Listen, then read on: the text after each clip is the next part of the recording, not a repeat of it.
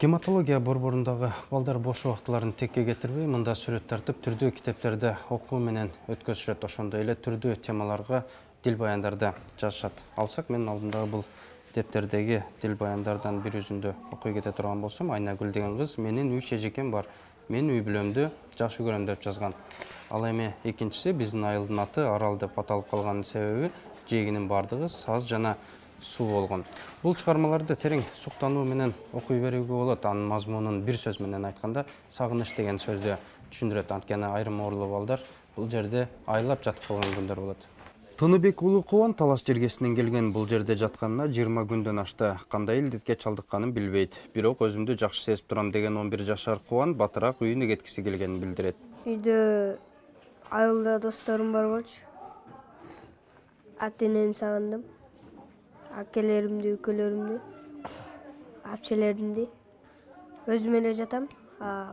Атам келип турат, папам. Өлкөдөгү балдардын 50% гематологиялык оорулар менен жабыркашат. Алардын 3%-нын дарты катаал. Дары-дармектер да кымбат. Алар менен камсыздаганы мамлекет алсыз. Анткени бир жылда гематология борборунда 600-га жакын балдар дарыланат. Бир эле флакон кан, мисалы 4000 сомдун тегерегинде болот. Аны биздин отделениянындагы эне аталарындагы каражаты көп учурда жетишпейт. Мындан улам эл аралык донорлордун жардамы муктаж. Бул жолку кайрымдуулук акциясында республикалык кан борборуна 150 000 сомдук жардам көрсөтүштү. Ошондой эле мамлекеттик камсыздоого кирбеген дары-дармектерди, азык-түлүк, боек китептери сыяктуу жардам алы келишкен. Настроение мамы напрямую зависит и связано с детьми. Мындай кайрымдуулукка ата-энелер да ыраазы. Бир гана ыйгарылган жардам орто жолдон жок болуп кетпей, айтылган дарегине жетсе болгонун дешет. Ошо спонсорский жанагы көп эле эмелер түшөт экен, ошону деле врачтар, ушу жактагылар туура пайдаланса, по-моему, ушу ата-энелерге деле көп жардам тиет болуш керек. Потому что биз кош Бишкекте шаарда турабыз, эме кылабыз. Айылдан келип атпайбы көпчүлүгү, эки жактан келишет.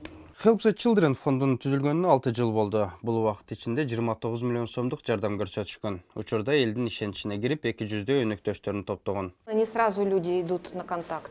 Элдер дароо эле биз менен иштеше беришпейт. Алгачкы 3 жылда абдан кыйын болду. Бүгүнкү күндө ишибиз оңойлошту. Анткени бизди көпчүлүгү билишет жана интернетте сайтыбыз бар. Ар бир кайрымдуулук боюнча отчет беребиз. Тилекке каршы кайрымдуулук туруктуу эмес. Мындан улам ата-энелердин өздөрү биригишип, кайрымдуулук иштерин улантуулары зарыл дешет демилгечилер. Анткени балдарга болгон камкордук ар бир жарандын милдети.